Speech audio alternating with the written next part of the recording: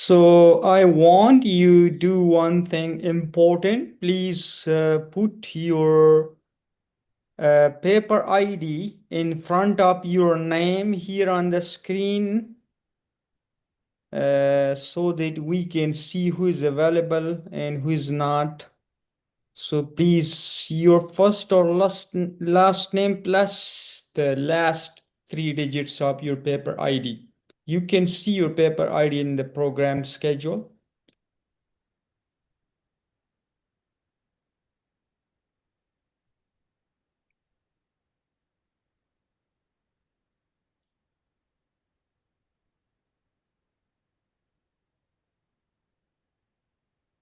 Your name plus the last three digits of your paper ID should be on the screen, please.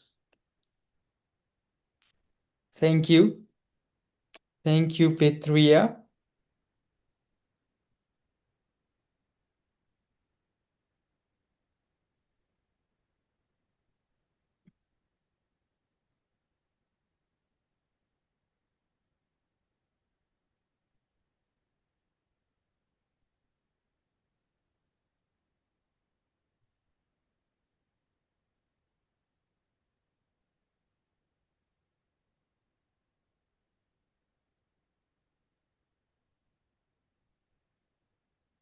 So we will start in another 3 minutes.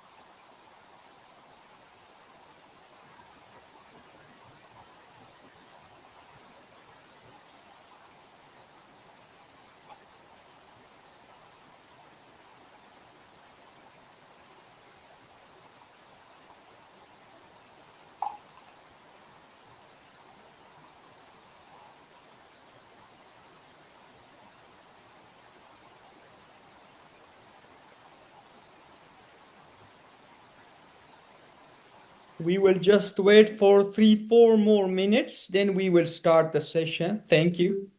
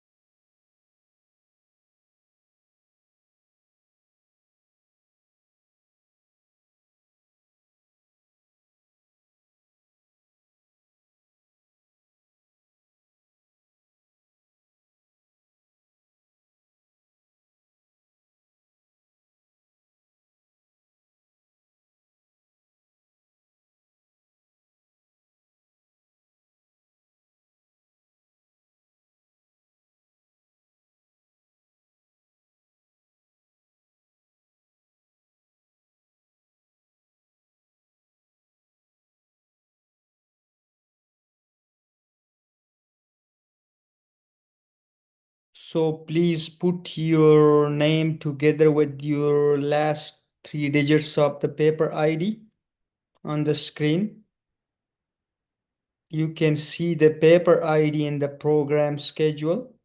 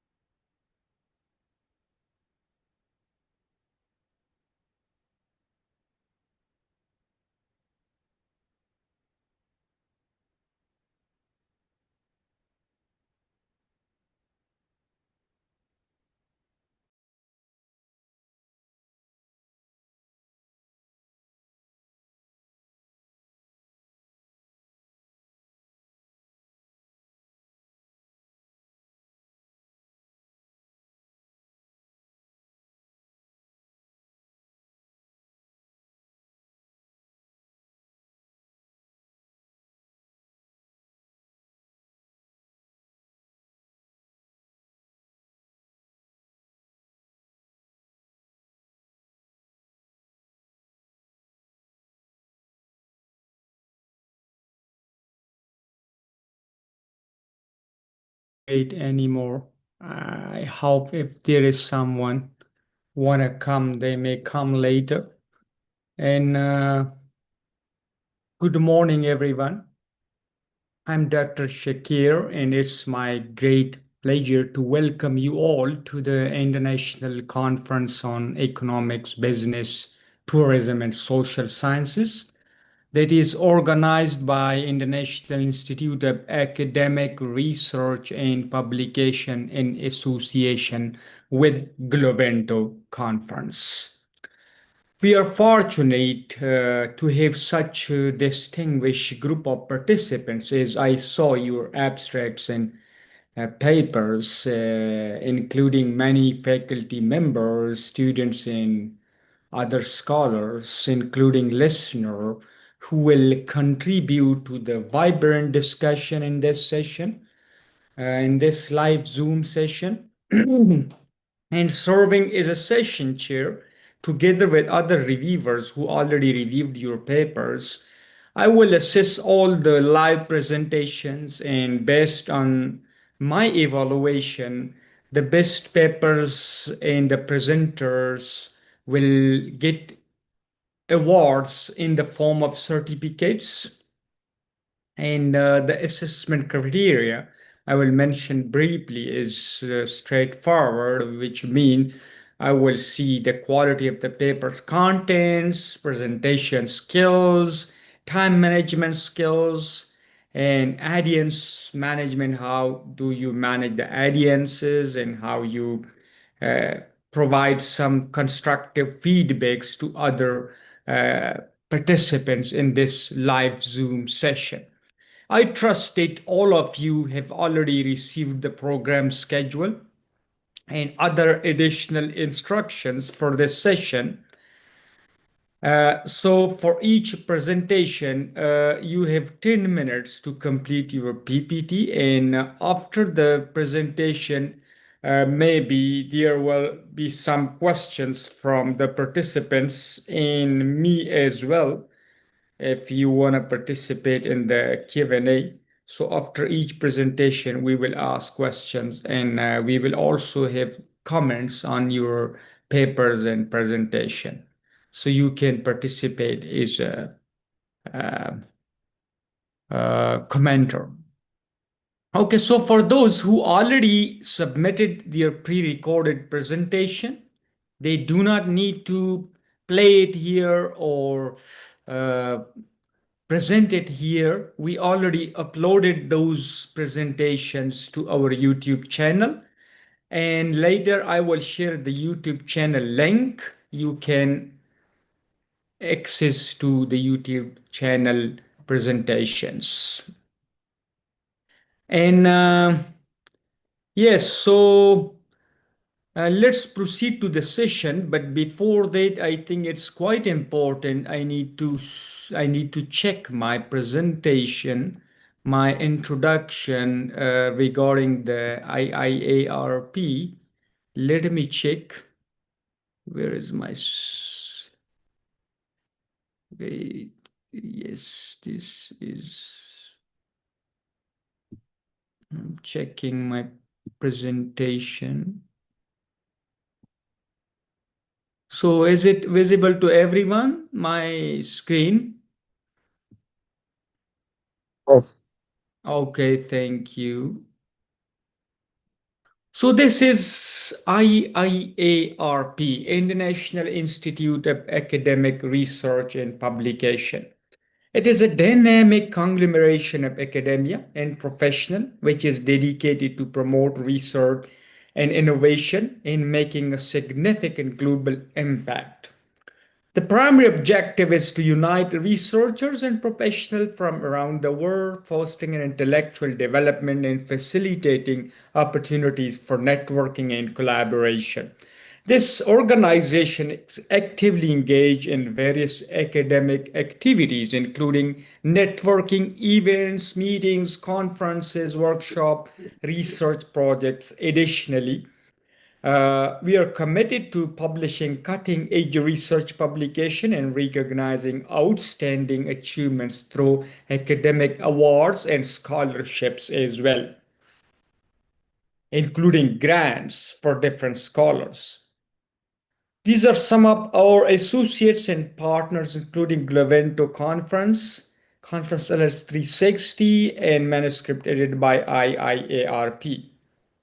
So what basically we do, we are involved in world-class networking, connect with the global community of researchers, scholars, and industry experts, and we organize national and international conferences around the world. And we also provide opportunities to the participant to share their research findings with the world through esteemed international journals, peer-reviewed journals. So basically, IIARP is a world-renowned organization dedicated to fostering global scientific and academic collaboration with the rich history of organizing international and national conferences. IIARP has made a significant contribution to different fields of studies. Our extensive network spans across different countries, including Bangladesh, Egypt, India, Indonesia, Japan, Malaysia, Nepal, Nigeria, Philippines, Russia, Singapore, Sri Lanka, Thailand, UAE, USA, Canada, and many more other countries. So, here are the opportunities, the publication opportunities for the participant. You can publish your abstracts in the abstract proceeding book with the DOI in the proceeding book. And you can also choose to publish your manuscript in the peer-reviewed international journals that are indexed by Google Scholar and Deutsch. And you can also choose to publish your paper in Scopus Q1, 2, 3, and 4 in Web of Science, ESCI, SCI, and ESCI index journals. The the detail I will share later. If you are interested in publication, specifically, you can ask me questions, or if you're not clear about the publication process, our team will guide you step by step how to do that. We also provide a comprehensive publication support from submission to the acceptance stage. We provide editing services and many other important things uh, for the authors who are the beginners and who do not understand about the publication process. So we will also uh, provide the detailed information regarding the publication support and publication services later after the session in the specific Q&A regarding publication. Okay, so here are some of the detailed information that what do you need together with your manuscript, how you prepare your manuscript, what other things are required, like the associated data set questionnaire, interview guide and other things are required, the other need to submit. All these things I don't need to mention in detail now. If you are interested in the publication, our dedicated team will come to guide you step by step what things are needed, required for the publication, how you need to prepare your manuscript. All these things will be, the information will be provided by the dedicated publication team of IIARP. These are some of the past publication we published for the conference participants in Scopus Q1, Q2, Q3, Web of Science Index journals, and many other journals, including Douge Index Journal and Google Scholar peer-reviewed international journals. So these are some of the examples. You can visit our website to see more about the publications, past publication. These are some of the past conferences. How did we organize physical and online conferences as well? So you can visit our website for exploring more, www.iiarp.org. Here I need to mention one more thing. In order to be environmental friendly, we will send the soft copies of the proceeding and the certificates to your email. That's very important, and we can't just print and send it by post. So this is one important thing I needed to mention. Another thing is this is our WhatsApp group QR code. You can take a picture or you can directly edit by opening your camera and scan the QR code. This is very much important QR code. You can join this conference group, WhatsApp group, for many purposes. The most important purpose is our team will provide you the information regarding your conference certificates, proceedings, and your publication, where you want to publish, which journal you want to publish, how much is your budget for publication, what things are required to be submitted along with your manuscript. All these information will be provided by our team through this WhatsApp group. Another important thing is this is not simply a group that is for the conference. This group has many benefits for you, such as we announce different opportunities in future, like grants, scholarships, opportunities for inviting you to join our editorial board members in different good journals, Scopus journals, ESCI journals, and different other journals. You can join as a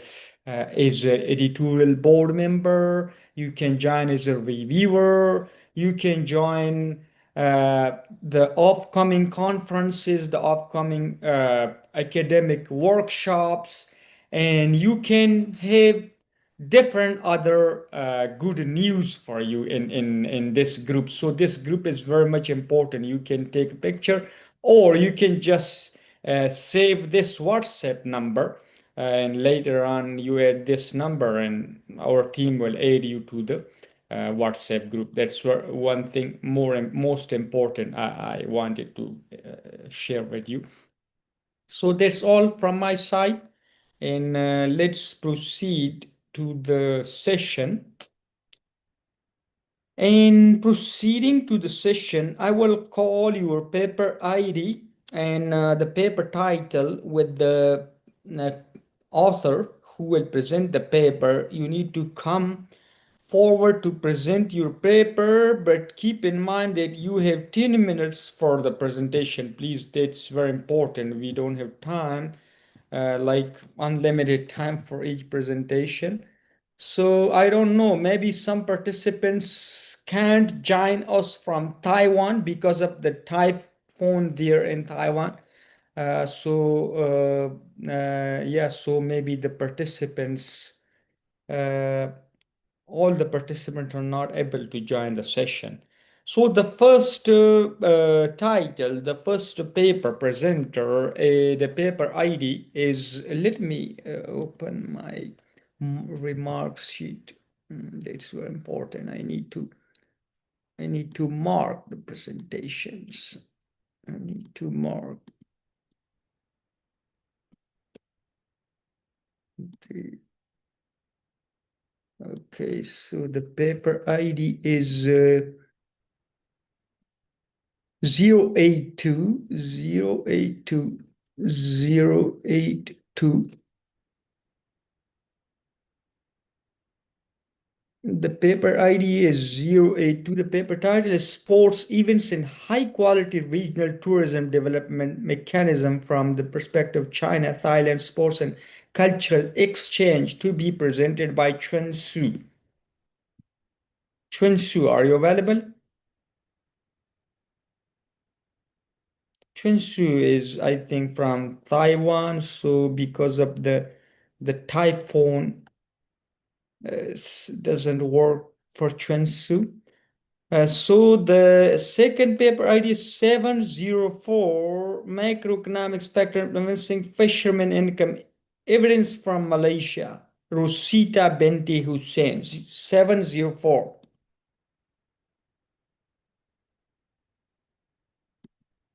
Seven zero four. Okay, I'm Rosita. Okay, I will present my paper. Yes, please go ahead.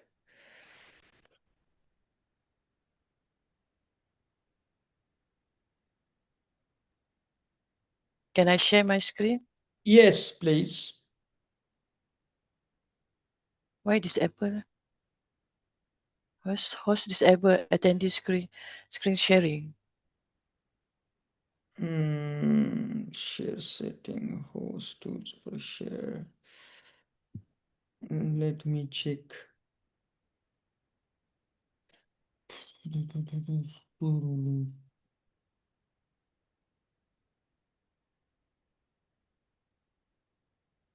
Can you click on the share screen and I will allow you from here? Wait, yeah. Still doesn't Share. work? Yeah, it doesn't work. Hmm, let me check.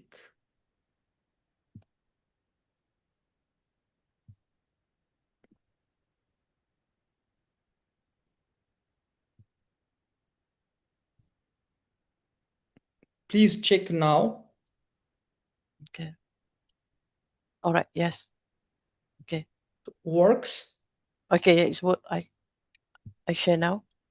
Okay, good. Okay. Good morning, everyone. My name is Rosita Hussein from University Selangor. Today, I'm presenting our study, Microeconomic Factor Influencing Fishermen Income, Evident from Malaysia. Joint work with colleagues from UNICEF and University Malaysia Terengganu, funded under FIGS scheme by Ministry of Higher Education, Malaysia. Here's a brief introduction of our team. We are researchers in economy and business at UNICEF with long experience in FIGS funded project.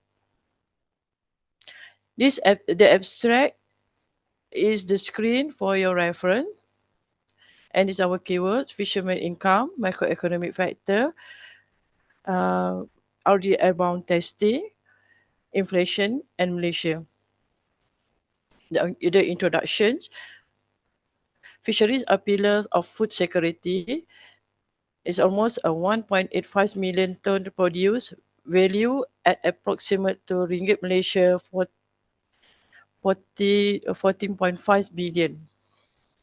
Malaysians are among the highest per capita fish consumer in the world. Fishermen's income is the clearest indicator of coastal community well-being.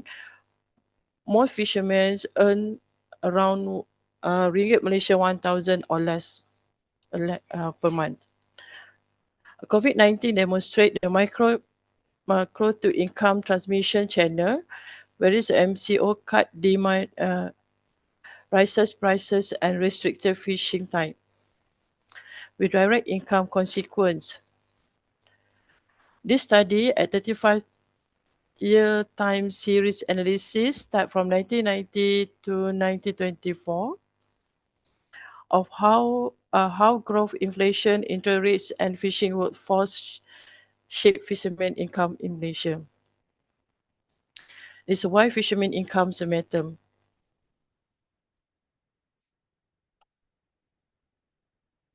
Okay. It's about ringgit Malaysia 16.5 billion fishermen sector value recorded in 2023, almost approximate to 12.6 of agricultural GDP, which is almost 45 kilogram per capita fish consumption per year, which is the highest among the Southeast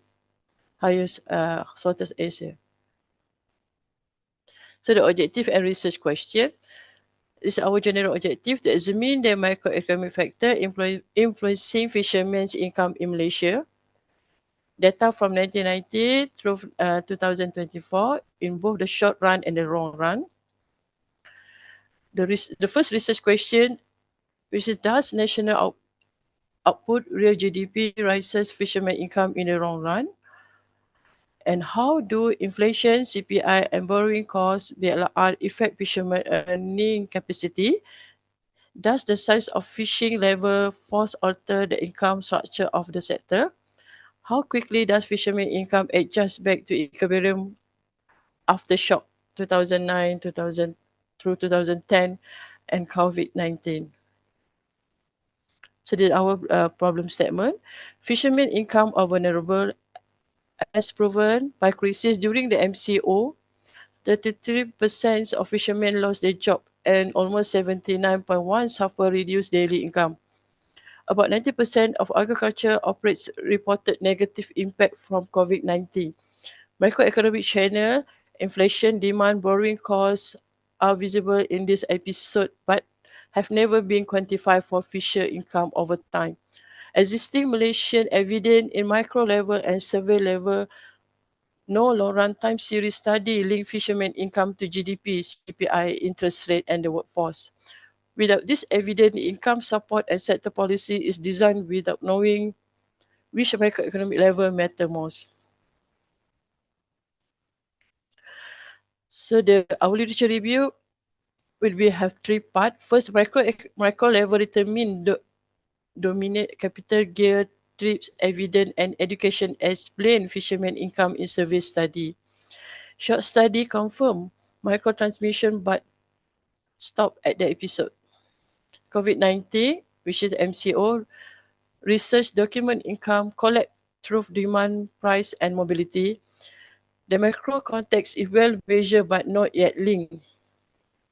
So by DOSM, which is the Department of Statistics Malaysia 2022, track GDP inflation and labour market swing. Yet no study connect this aggregation to fishermen's income economically. The RDL bound testing with small sample critical value Banarayan is the established framework for long-run relationship in short annual series. No time series evident on the long-run microeconomic determinant of fishermen's income in Malaysia.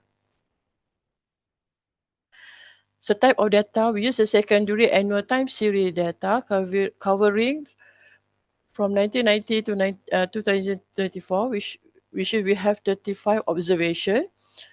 Our dependent variable is fishermen income, average annual income in ringgit Malaysia. Data, the source of data from the Department of Statistics Malaysia and Ministry of Economy and Finance. Our independent variable is real GDP, consumer index, average base lending rate of consumer bank. We use this instead of OPR. Whereas the OPR exists only on 2004. Employment in agriculture, forestry, and fishing as a proxy from a primary sector level absorption, 2005 interpolated.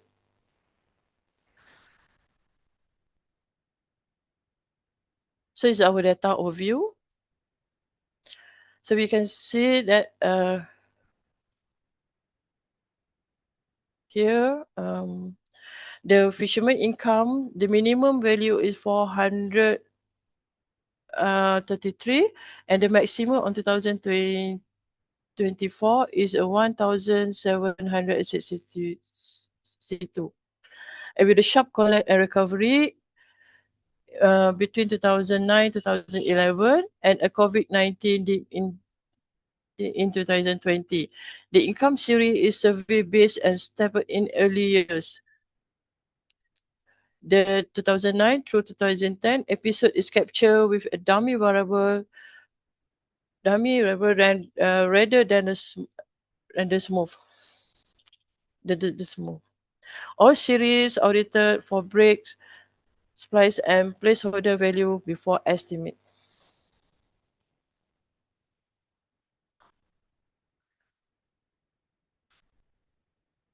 So this is the methodology step. First, we use the unit root test, and then to confirm the variable integration null and one or none of two, and the lag selection AIC with a small lag or the given with sample size with 35 and for annual observation and bound test, and then next we do the bound test, and last a long run to ACM and ACM to see the error correction or diagnostic.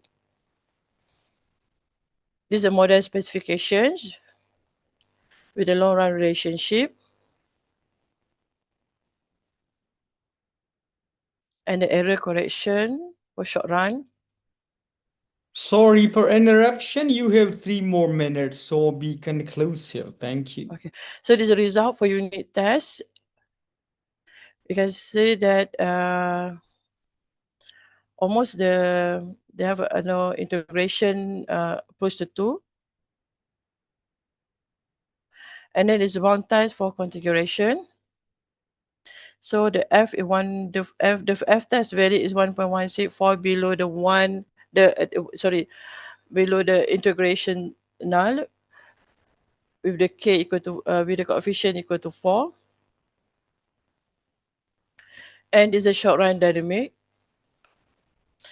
with the adjusted R 0.83, which is 83% of the model explain the value of Y. So you can see the residual and QSUM. The QSUM trend within the range, and it's a discussion and interpretation of absent of the long run. So the null is informative, not empathy, which is the F value 1.16 across 4 and 5 variable specification. Fishermen's income does not move with the GDP, price, interest rate, or sectoral employment in the long run. Proof that show that research question 1 to 3 is not significant. They're consistent with the buffered administrated income, full subsidy, cash incentive, and LKIM support absorb micro fluctuation before they reach fisherman earning. So weakening and equilibrium link with aggregated micro fundamental dominant.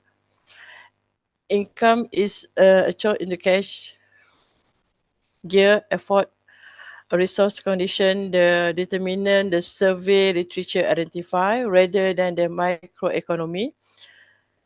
Insignificant ECT complete the feature. We see the value is negative 0.08. No equilibrium to return for the research question 4. Deviation are corrected by policy and recovery episode, not by a stable long run relationship.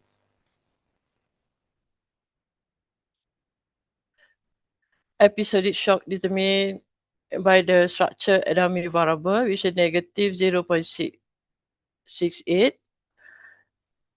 So the income cut by approximate to 50% by the by the far largest effect in the model, crisis event, no gradual micro trends, and the binding risk for the fisherman livelihood. Nominal income adjusts to consumer price with 1 year delay.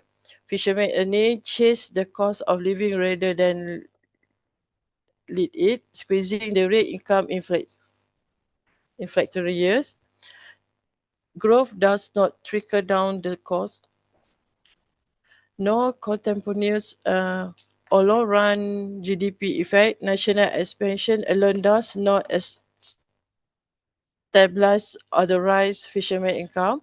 The transmission channel consumed by growth first policy in the absent. Which is the policy implication? Income stability for fishermen must come from targeted instrument, income protection, price shocks, buffer, crisis response transfer, not from microeconomic growth alone. This aligns directly with the FRGS project income protection agenda. So the conclusion, first, what we did first, long run time series analysis of fishermen income in Malaysia. RDR bound testing on 35 years, start from 1990 to until 2024, of audited data across five macroeconomic variable. What we found, no long run configuration, short run income is driven by episodic shock, which is from 2009 until 2010, collapse approximate to 50%, and lag price effect, not by growth, interest rate, or sectoral employment. What it means? The fishermen economic security require targeted income protection and crisis response mechanism. Broad macroeconomic policy alone will not deliver it. So the limitations and future research, sectoral employment proxy, the fishing workforce income series is survey based. Results provisional pending from from final 2024 data, future work, fishery specific level data, higher frequency series, and microlinks model. These are our reference that we use. Okay, thank you. Thank you, Rosita. Thank you for sharing your findings regarding the macroeconomics factor influencing the fishermen communities in Malaysia, the coastal communities in Malaysia. It's a very important topic. I want to ask the other participants if they have some questions from Rosita regarding her research.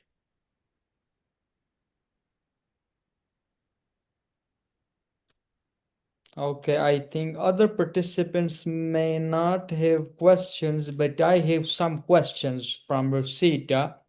Uh, the first question is very just for my own curiosity that why did you choose macroeconomic factors such as GDP per capita, inflation, interest rates, or labor force is the main determinant of fisherman economy or fisherman income? Why did you choose these factors, not others? Okay.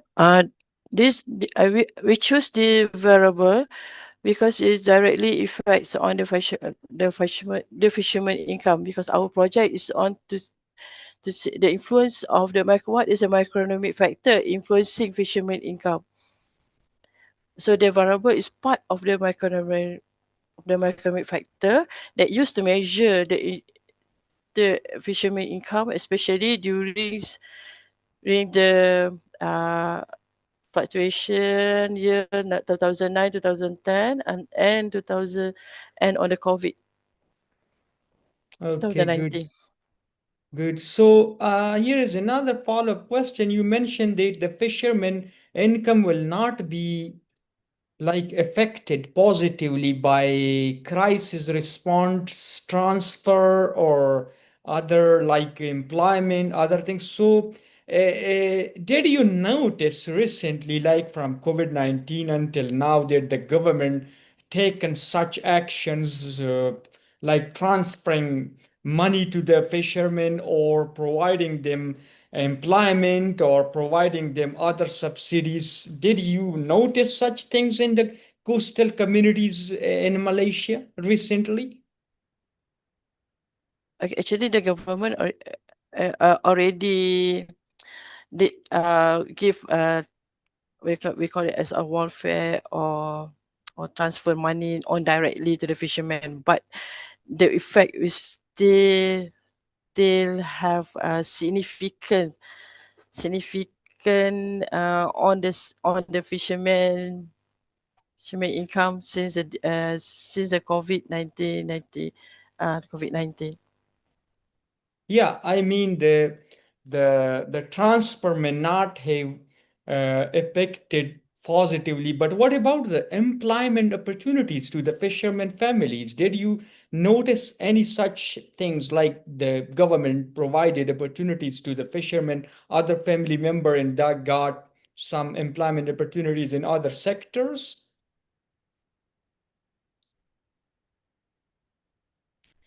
These are some of my questions. I'm not asking for any other purpose. Maybe maybe other reviewers, if you want to submit this paper to any good journal, maybe the reviewers will have these possible questions. That's why I'm asking, and maybe these are quite important for your manuscript. So you need to keep in mind these critical questions while revising your manuscript when you submitting it to any good journal. Before submission, you need to keep these things in your mind. Maybe the review will include these questions. Yeah. Thank you so much anyway. A good presentation, and let me check. Let me check the other participants. So this presentation is next one. And next presentation is 708 Yu San Su. 708. Are you available? 708. Let me check. 708. Paper ID 708. The paper title, The Necessity of Professional Admission for Indigenous Students is Affirmative Action, an analysis based on C. Hodgkinson Value Hierarchy. Yu San Su. National Donga, Taiwan. This is from Taiwan. And we know that Taiwan has a typhoon there. So that's a big problem for the participants from Taiwan. So we will move to the next one. The next paper ID is 714, and the paper title is Geopolitics of EU Energy Security in the Aftermath of the US-Iran Crisis, to be presented by Serkan Ayhan. 714. 714. Let me check 714. Bengal University, Turkey. Serkan. Are you available? No, not available. 714. So let me go ahead with the next one. 718.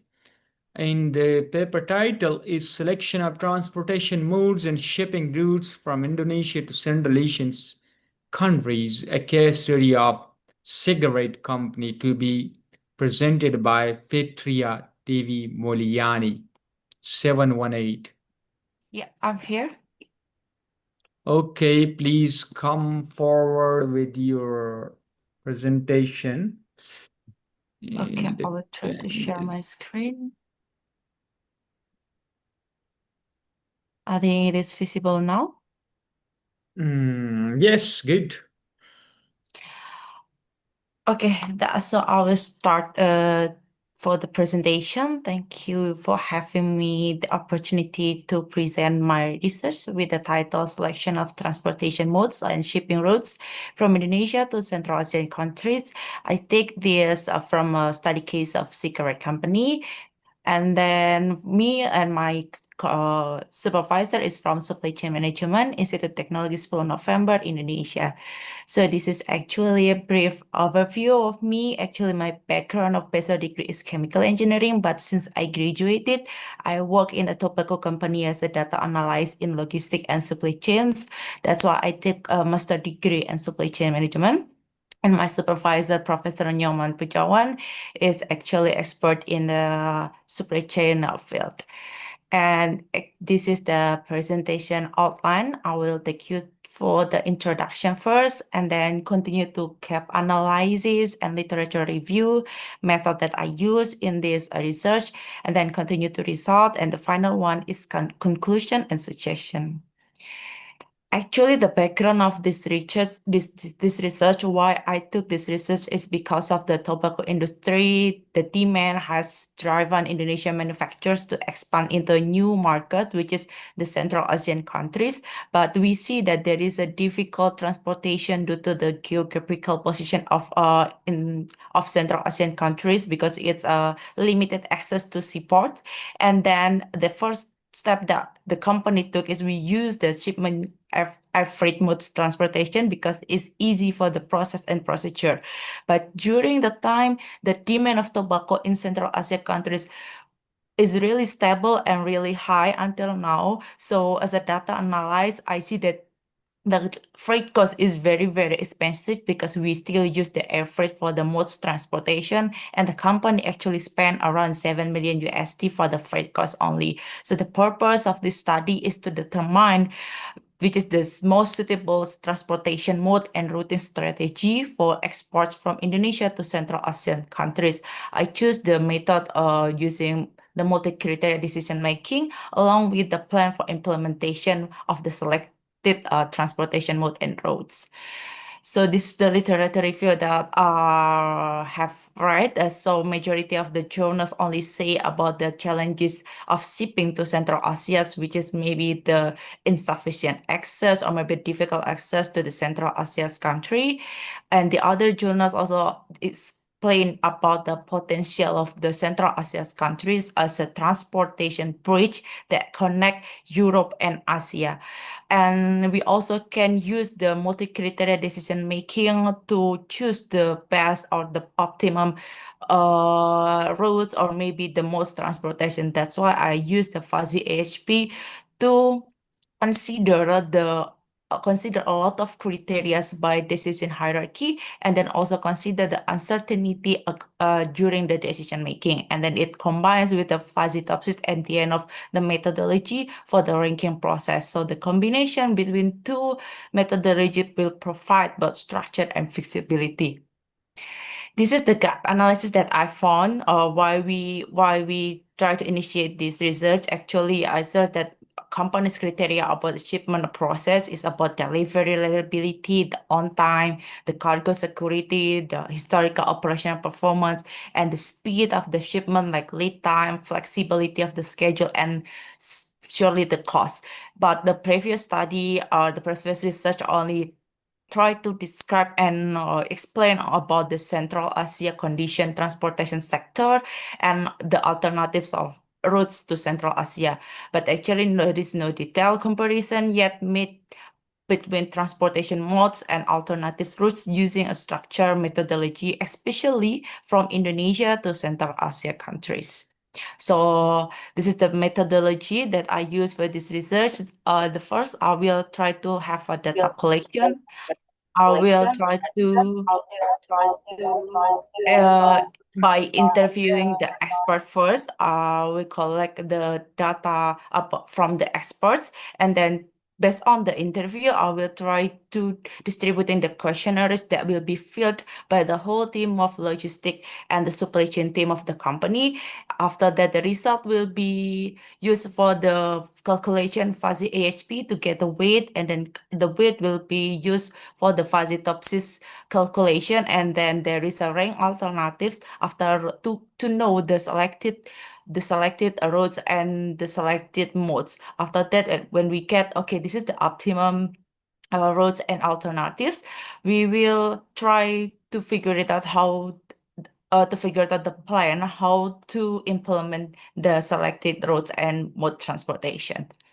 This is the respondent detail, and then this is the criteria, sub-criteria that are proposed for the interview as a basic, and then I also have the alternatives. Actually, when I had read I have read some journals, the only two modes transportation possible to Central Asia, which is air freight and multi-mode, that combination between ocean and road.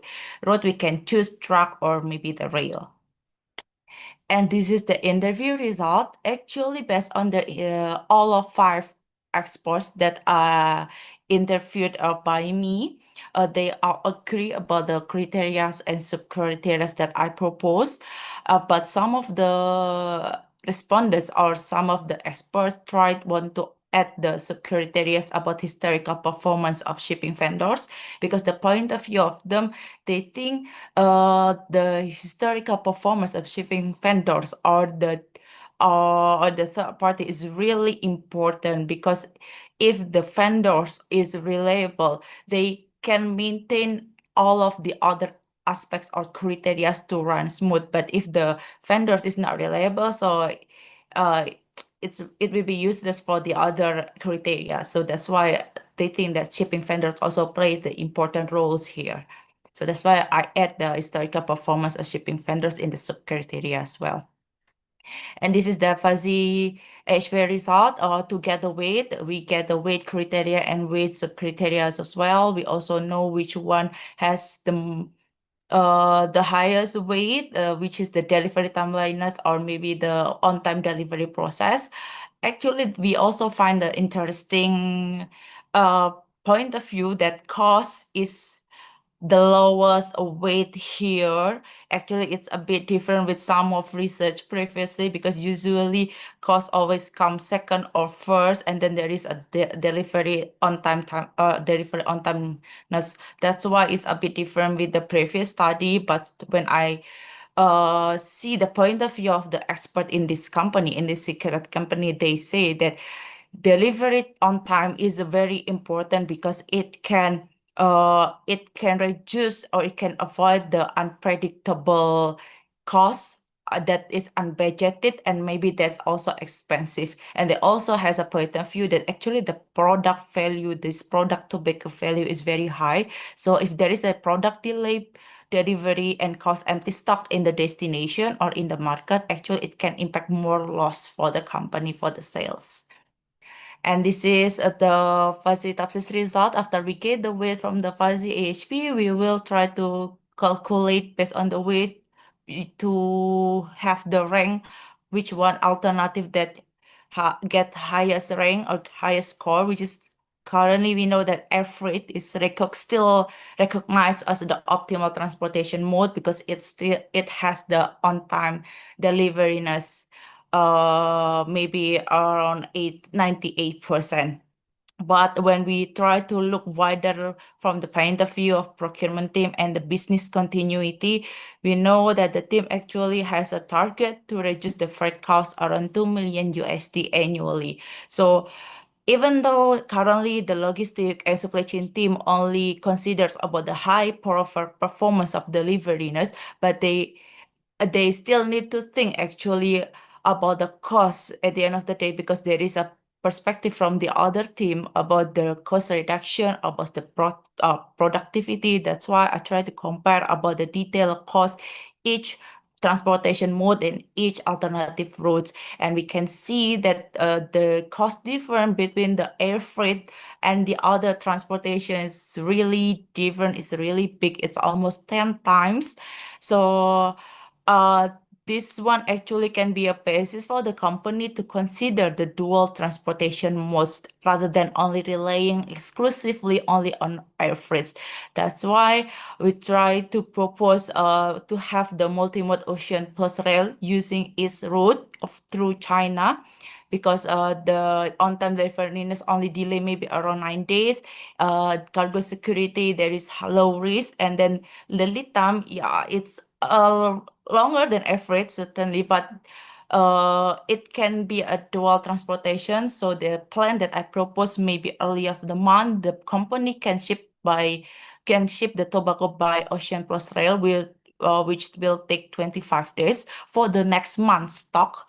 But in the mid of the month, they need to double check about the situation or status of the shipment. If there is a possibility delay because there is a Sorry for interruption. You have 2 more minutes. Thanks.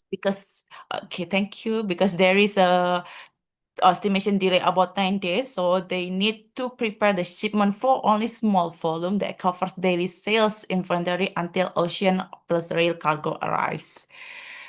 So actually, this is the final page. This is the conclusions by methodology fuzzy AHP and fuzzy types. Actually, the optimum solution is air freight followed by ocean plus rail and then lastly ocean plus truck.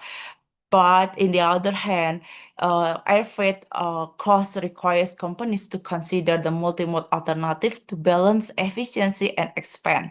So combining with the ocean plus rail can reduce the logistic cost while maintaining service quality. For the next result, I suggest that we also need to consider about the geopolitical criteria because right now we know that geopolitical is maybe it's not stable each country, so it's very important to consider the geopolitical because it will also impact the shipment. And then we also need to have or consider the perspectives of shipping liners and freight forwarders because they are the executor, so they know which one the possible one, which one is also the good one, how to implement the roads and the alternatives. We also need to consider about procurement team to have the strategic significant about cost because it's not related only about the performance delivery, but also cost for the business continuity. I think that's all my presentation. I can go back to the host. Thank you.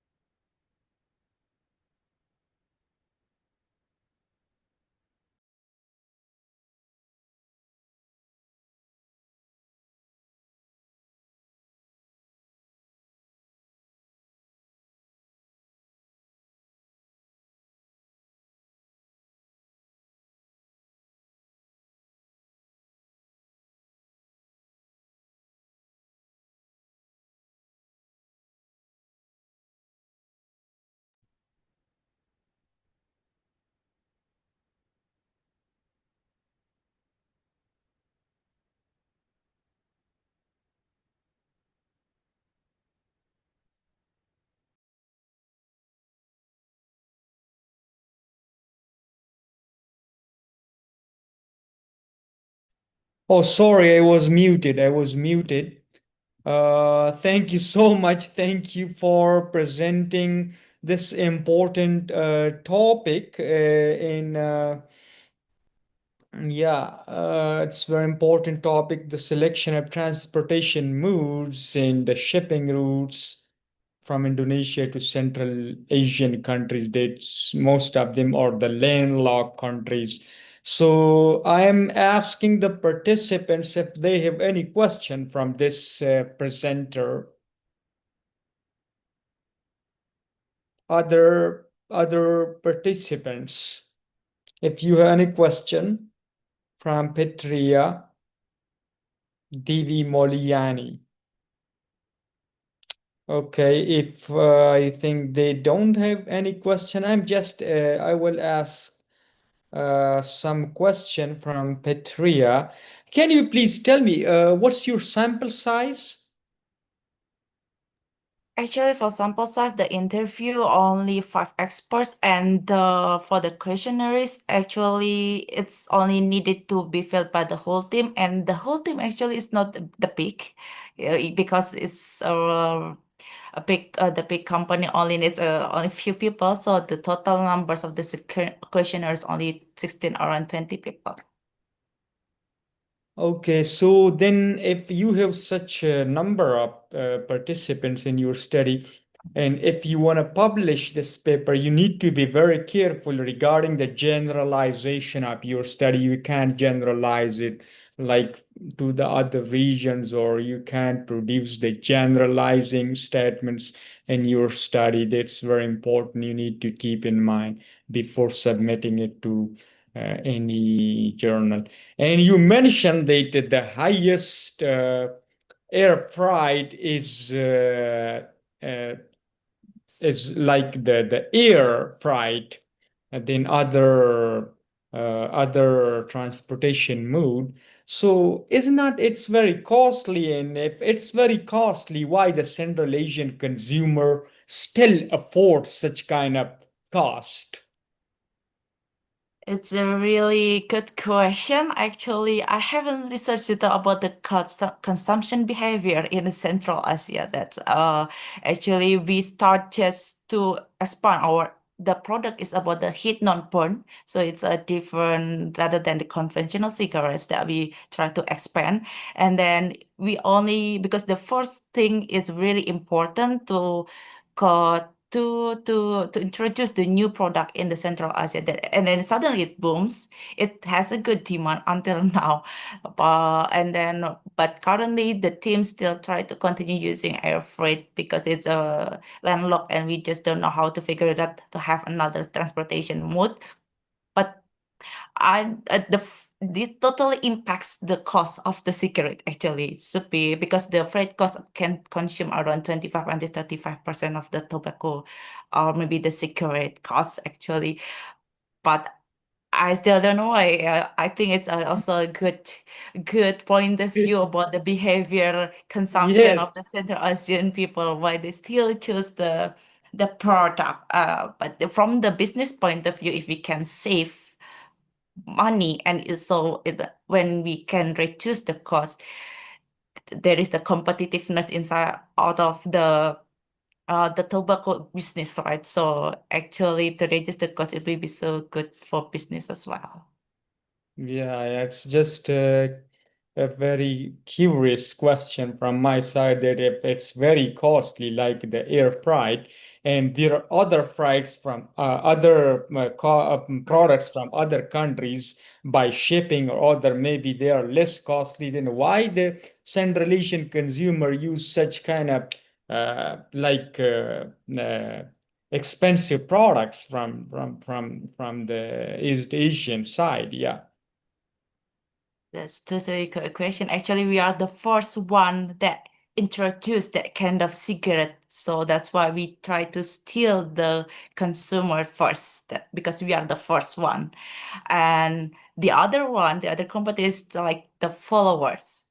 Maybe that's one of the reason why the people still try to buy our product because we are the initiative in that field. But yeah, for the business continuity, cost is still important. Yeah, yeah. Okay, good. Good, good study. And we will proceed to the next presenter. And the next presenter is, let me check.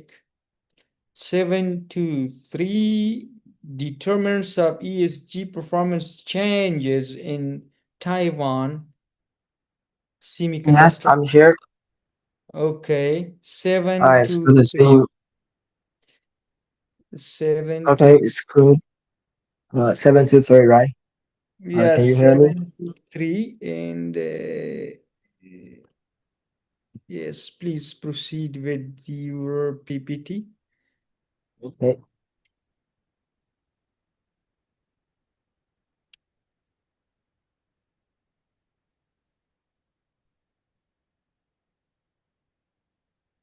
Okay. Can you everyone see my screen?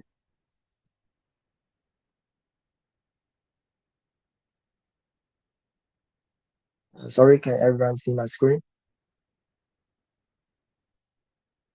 Yes, please go ahead. Yes. Oh, okay. Thank you.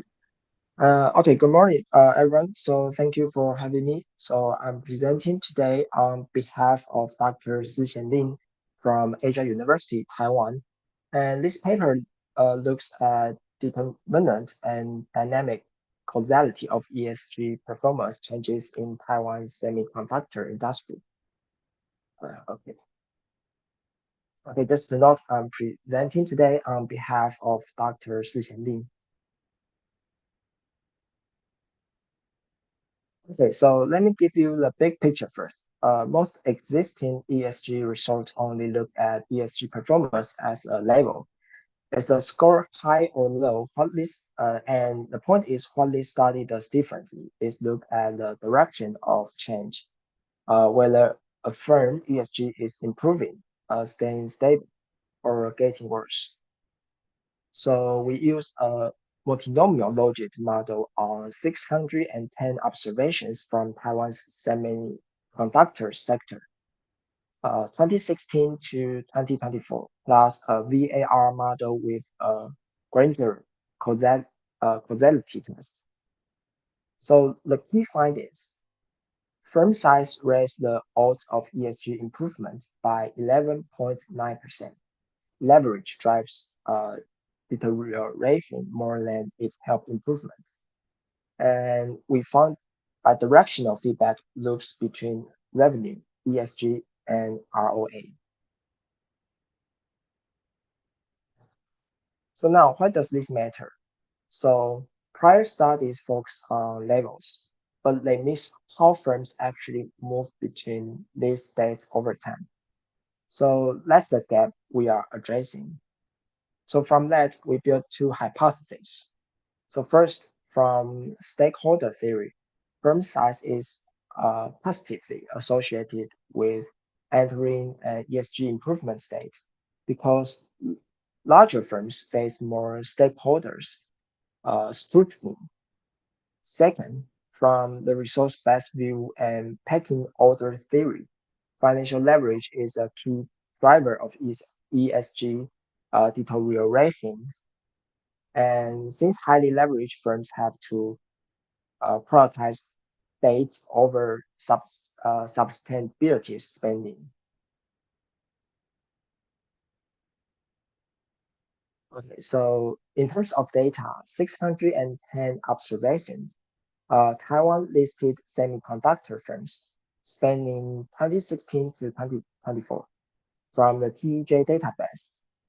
Average ESG score is 58.97. Average market to book is 2.87.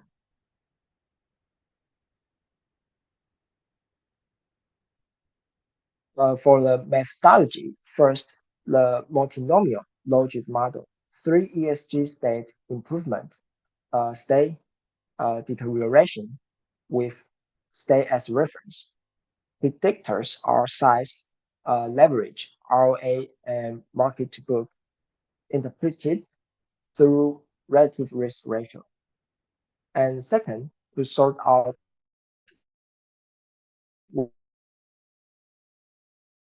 where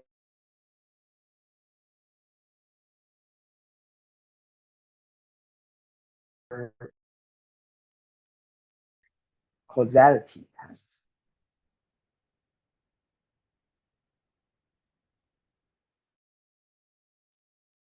Poor result. For firm size, the RRR is a relative risk ratio here. For improvement is 1.119. Every 1 unit increase in size raised the odds of ESG improvement by about 11.9%. So let's support hypothesis 1. So now look at the leverage. RR for improvement is 1.269, but for the deterioration is 1.420, notably higher. So leverage pushed both directions, but the push toward deterioration is stronger. So let's support hypothesis 2.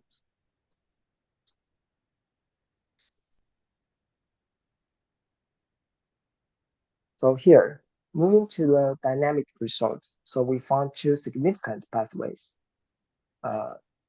Revenue lists ESG. P equals 0.0001.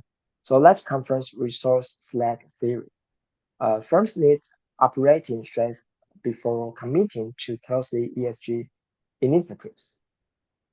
So ESG this RA P equals 0.0012. Means ESG investment isn't waste spending.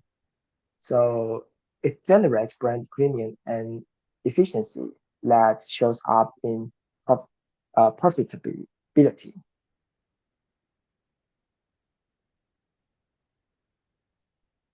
So what does this mean? So larger firms face more stakeholder scrutiny, and that drives ESG improvement. So high leverage cause resource crowding out, and that drives deterioration. And the confirmed feedback loop reframe ESG spending. It's not a one-side cost; it's a two-way virtuous cycle. So to conclude, Taiwan's semiconductor industry shows what we call a resource-driven sustainability pattern. Financial capacity and ESG performance actually reinforce each other over time. And this part, methodologically, multinomial logic capture nonlinear transition that OLS can't. And via gender resolve the endogeneity debate. Politically, firms should allocate sustainability budgets during growth phrases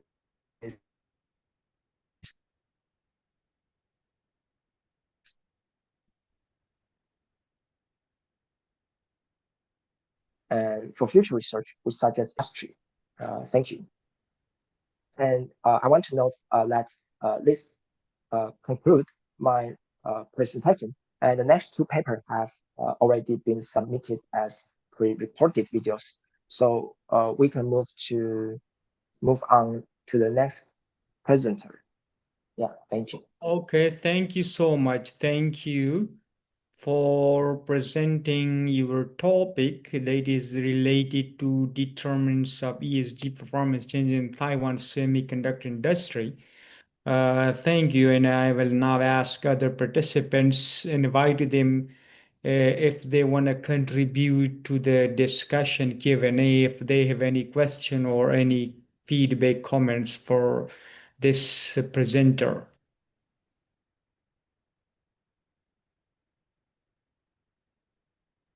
Any question from other participants? Okay, I think they don't have question. I have a question. You said that you have 10 observation in the semiconductor firms in Taiwan.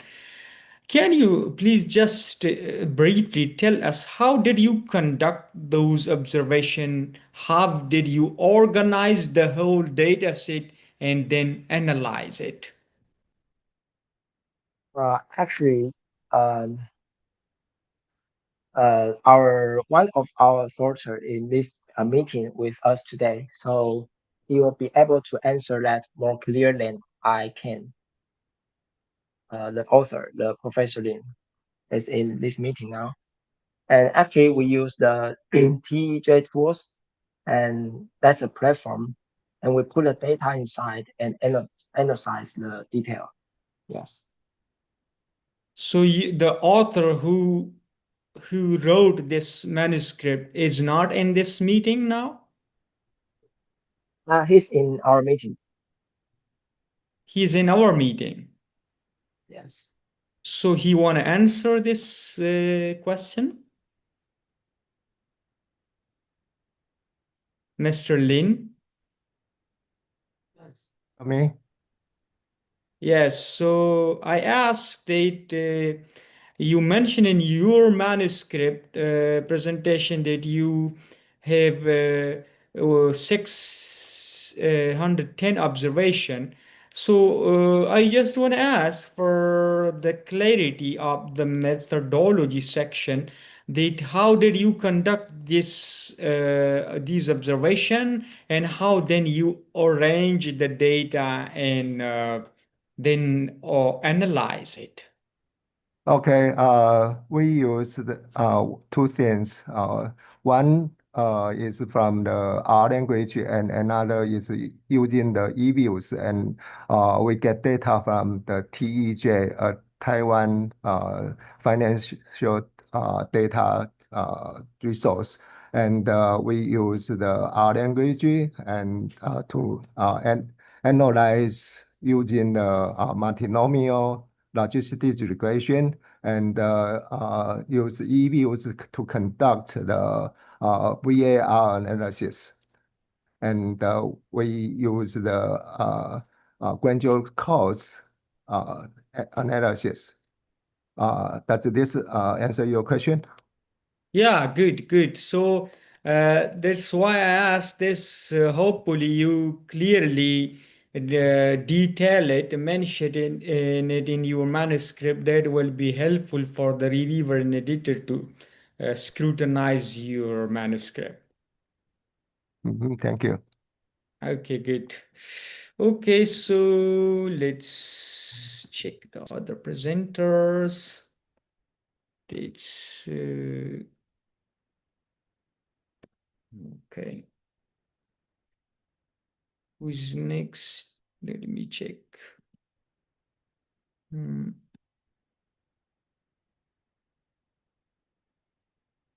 The other two, 724 and 725, are submitted as pre-recorded presentations, right?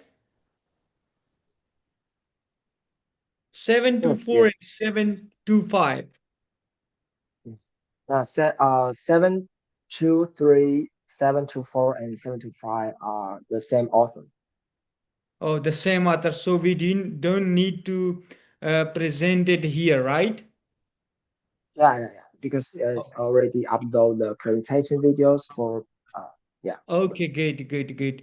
Okay, so I will move to the 726, the 20 years of immigration in the Baltic states in Poland, a comparative integral index approach to be presented by Anastasia. Let me check, is it available on the screen or not?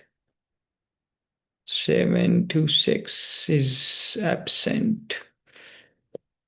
726 is absent. 726 absent. Okay, let me check the next presenter. 727, exploring value of co-creation, inclusive tourism for children with sensory processing disorder, SPD in Malaysia, to be presented by Ami Suhana Minon. Ami Suhana Minon, are you available? Ami Suhana, 727. 727 is absent. Okay. Maybe not absent. They already sent the pre-recorded presentation for our YouTube channel. So let me check the other one, 656, measuring global engagement in higher education, a case study of UNLV and the Janssen ranking of global engagement, to be presented by Lincoln Janssen.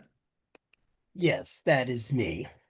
Okay, good. So that's 656. Okay, please come forward with your PPT. And it's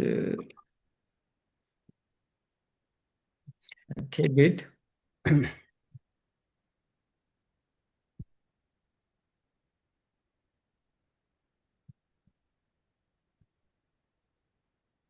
You ready? Yes, please go ahead. All right. Good morning, everyone. I'm Dr. Link Johnson. I'm a visiting assistant professor at the University of Nevada, Las Vegas. And today I'm excited to share the final report of an initial evaluation framework designed to tackle a persistent challenge in our field. How do we conceptualize, measure, and govern the complex ecosystem of global engagement within contemporary research universities. So this study applies an applied globalization scorecard, the Johnson ranking of global engagement, or the Jorge is what I'll call it for the rest of the presentation, using the University of Nevada, Las Vegas as our primary case study. So as universities expand their international missions, we face what I term the lived measured disjuncture. This is a structural condition where extensive localized international activity occurs across autonomous colleges and divisions, yet far exceeds the capacity of centralized data systems to document or report it. So standard metrics like enrollment counts give us a surface level glimpse of global presence, but tell us nothing about how that engagement is coordinated or sustained across complex university systems. So the challenge is exacerbated by existing evaluation mechanisms. So as Hazel Korn noted in 2023, global university rankings have evolved from mere transparency instruments into massive influencers of policy, investment, and public opinion. However, these external rankings operate as a zero-sum game, privileging reputational prestige and aggregate research outputs. So I looked at Kalita and others who said in 2026 that the academic community urgently needs a hybrid evaluation architecture that moves away from superficial prestige and into global cross-border academic engagement and collaborative influence. All right, so we must acknowledge that over the past half century, internationalization has transitioned from an ad hoc marginal pursuit into a core strategic priority for universities and governments worldwide. Yet, as Altbach and DeWitt caution, nationalist politics, shifts in global mobility, and external pressures mean that current and future developments are increasingly beyond the control of the academic community. To survive and thrive, institutions require highly adaptable internal diagnostic frameworks rather than relying solely on static historical models of engagement.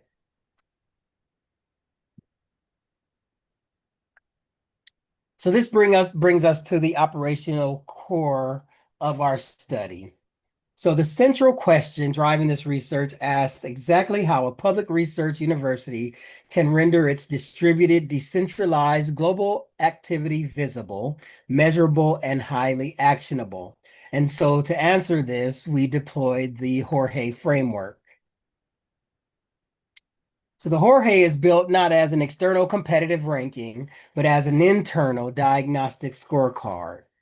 It maps institutional data nodes across 4 primary structural domains: social and cultural, internal business and economic, academic and teaching/learning, and governance. So crucially, the indicator measuring international students, faculty, and staff is deliberately placed across all 4 domains. This acts as a cross-cutting anchor to trace how human capital directly intersects with infrastructure, business models, academic output, and the campus environment. So this is a view of the scoring mechanics and logic. It uses a dual layered scoring mechanism.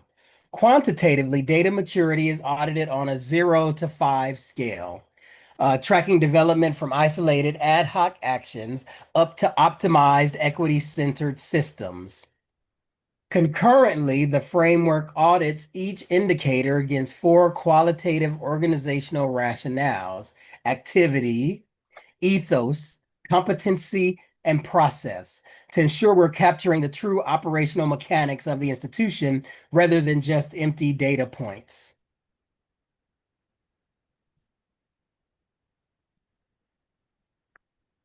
So to test the viability of this diagnostic architecture, we applied it to the University of Nevada, Las Vegas. UNLV is a large, rapidly expanding public urban research university designated as a minority serving institution. While UNLV has recently made strides to centralize its global engagement functions, its international activities remain operationally distributed across autonomous academic colleges, sponsored programs, and student support services. This structural configuration makes it the perfect laboratory to test how data infrastructure can bridge decentralized silos. So our data collection strategy intentionally mirrored the decentralized nature of the university, pulling records from institutional research, sponsored programs, library citation databases, and student affairs. So our analytic strategy took a unique pivot. Areas of missing or incomplete data were not treated as methodological errors. Instead, data absence was treated as an analytically meaningful signal that diagnoses structural gaps, decentralized reporting, and unmet strategic prioritization. So let's look at the empirical findings. The application of the Jorge framework to UNLV generated a final composite score of 54 out of 100, positioning the institution within the established but uneven performance tier. And so this baseline profile reveals a highly asymmetrical distribution of maturity. And I have to mention that as we develop the Jorge further, we're getting away from the composite scores because we notice that people see the number and they relate it to academic grading. So like 54 would be an F. But that's not how the Jorge works. It's more about the performance tiers, whether you are exceptional or established or extraordinary in your service or needs improvement. But there is no pass or fail or A to F grade. So we're moving away from providing the composite score to people. This proves that while core student mobility and localized administrative structures are highly mature, significant operational gaps persist across academic tracking systems and decentralized governance modules. So when we break this down by domain, the social and cultural sector achieved the highest level of maturity at 18 out of 25. This is anchored by a vibrant population of over 1,000 international students and active visiting scholars from approximately 30 countries. However, the internal business and economic domain registered the emerging tier at 12 out of 25. The audit showed that while formal frameworks are abundant with 57 active MOUs across Asia, Latin America, and Europe, these relationships historically remain static. So to resolve this, UNLV has initiated active reporting and mid-agreement check-ins to transition from mere partnership expansion into proactive partnership governance.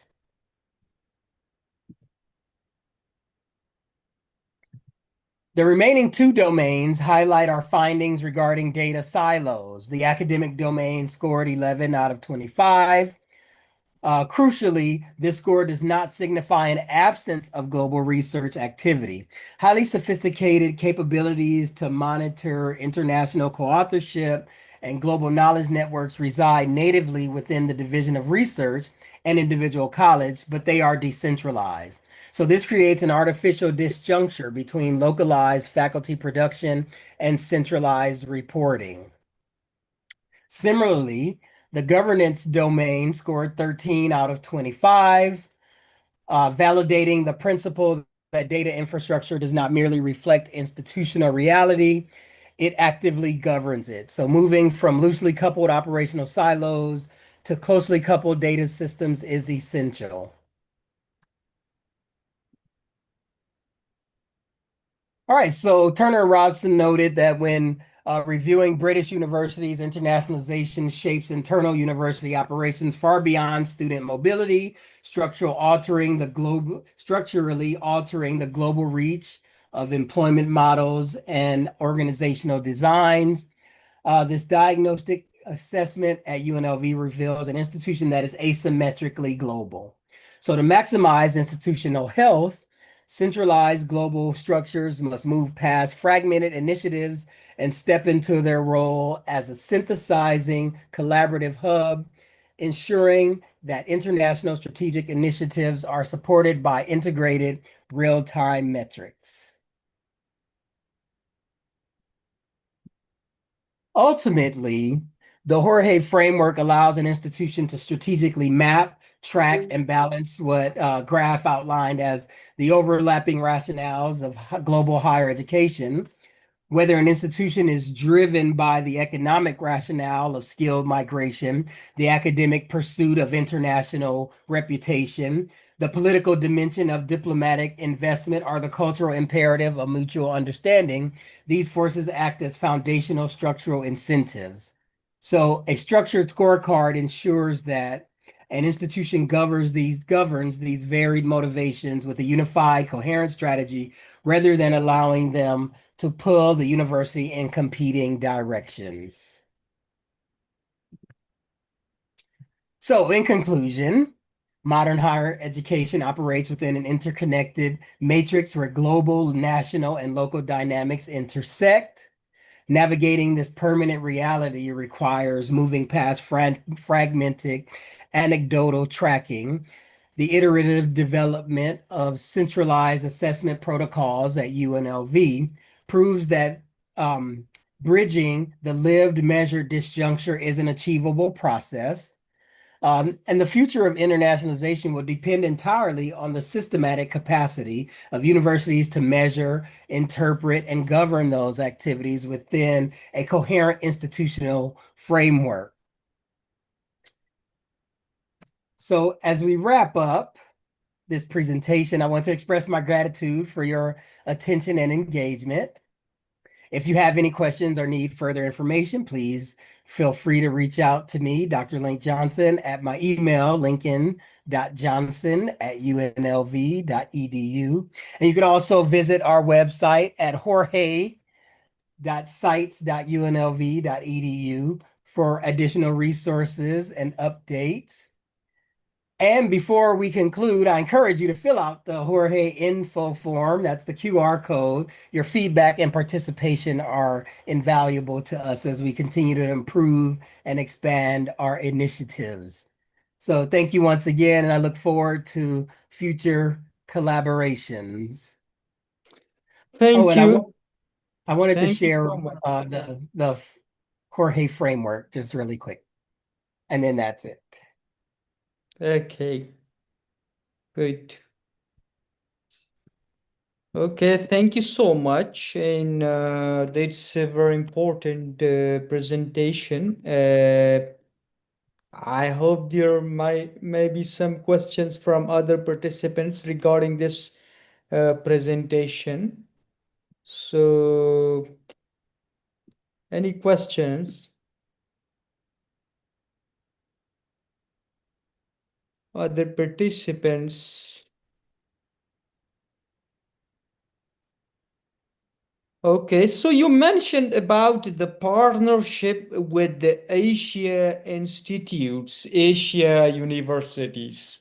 How is that going on? Right now, there's quite a few. We have quite a few partnerships university wide. The ones that I'll speak on are with the College of Education where I work.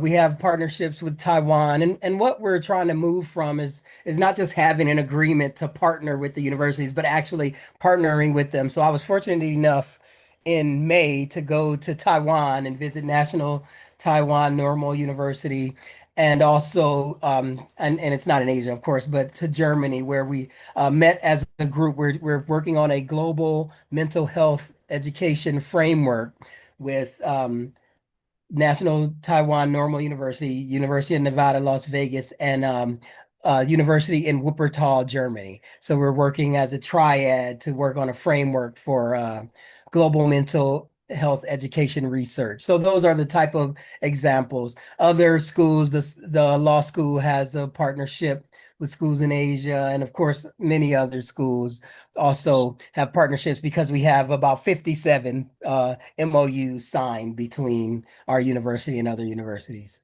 So that's very good. And your university recruits students from Asia, or there might be many Asian students, like Oh yes, for international. sure. And particularly in the city of Las Vegas, there is a large Filipino population. So Oh, um, we have a lot of students from the Philippines. And in total, we only have about 1,000 international students, but we're trying to expand that because the university is very large with about 30,000 total students. So we need to get that number from 1,000 to about 10,000.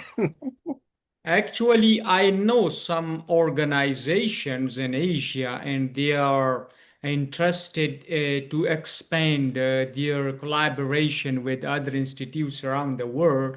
So maybe later on, you aid me or I aid you, and I can introduce those organizations to you.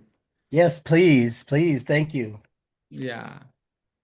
So That would any be question from other participants? Yeah, I think no questions. So we will proceed to the next presenter, and the next presenter is 705, Integrated Space Air Ground Command, Control and Cybersecurity Interoperability in Joint Space Operation. Sita Pong. Are you available? 705, 705, 705. Maybe a pre-recorded presentation.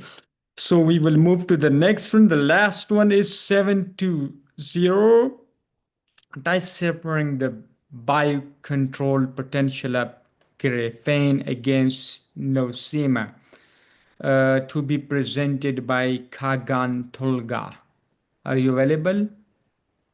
Also is a pre-recorded presentation 77720. I will again come to the first presenter if you are still available and you want to present. Chun Su 082. Chun Su is not available, is also a pre-recorded presentation. Shigi Nakamura. Shigeru Nakamura, are you a listener or you are a presenter? Nakamura, can you hear me?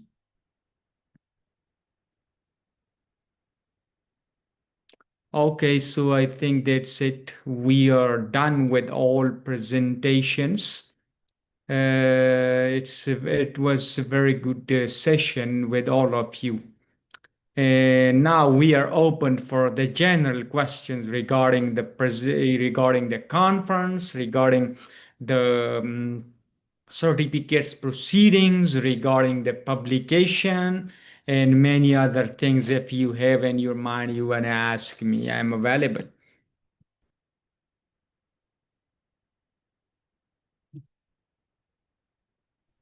I think We'll I have receive an email when it's oh, published, right? When the publications are done. Sorry, Dr. Johnson. I was just asking about the publication. We'll receive an email when it's completed. Yes, after the session, you all will receive an email with an attachment of the proceeding and your certificates, including your co-author certificates. Okay, Petria? yeah, I think I have same question with Dr. Lin. Okay. So after the session, it will take how long time we receive the confirmation or the email? Today you will receive the email. Great. So, thank you. Welcome. So if you want to ask something about the publications or other things, I again want to share my screen for the QR code, the WhatsApp. here it is. If you want to join this group for the opportunities, for various opportunities, different good opportunities for you as a scholar, you can join this group and you will get something beneficial, or you can add this number. It's very important in terms of publication. So I shared again. Okay, and stop sharing. Okay. Any other question? Let me check. I think I'm not receiving any good any response from you. Maybe you don't have any question. You are clear. So I hope the participants of today's conference enjoyed a lot with us this evening. It was really great experience with all of you. Thank you so much, all of you, for joining over this conference, and I hope to see you again in our other academic events, including upcoming conferences. And as per I observed, I read your abstract. All the researchers, all the papers were having very good ideas, and you had your efforts for the best in all the papers. Is the abstracts as I reviewed, supported by good, robust methodologies and theoretical frameworks, including good literature and achievable objectives. But still, I didn't, I think, ask or provided many feedbacks for the improvements of your paper. But before submitting your paper to any good journal, you need to show it to your friend, colleague, or any other expert to review it and give you the feedback. And after the feedback, you revise it, then you submit it. I hope that will be good for your paper, and will be directly sent to the peer review before giving it back to you for the desk revision. So you need to do that. And here I am providing you the YouTube channel link in the chat box.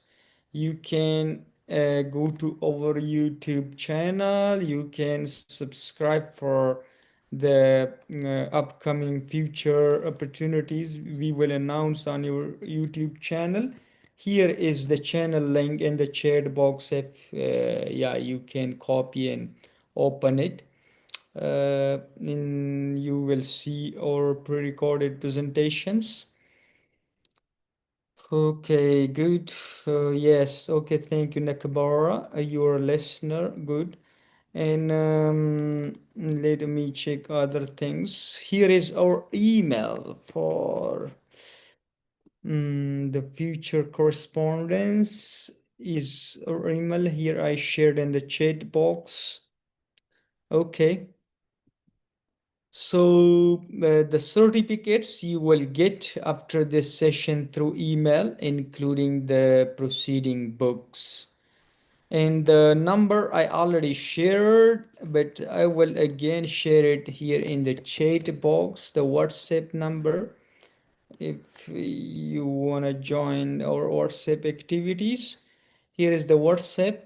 So that's all from my side, and thank you once again. But before ending this session, I request all of you to open your cameras with the smiley faces, and we take a group photo, a screenshot. Thank you. So other participant, you want to join the group photo? You want to open your cameras?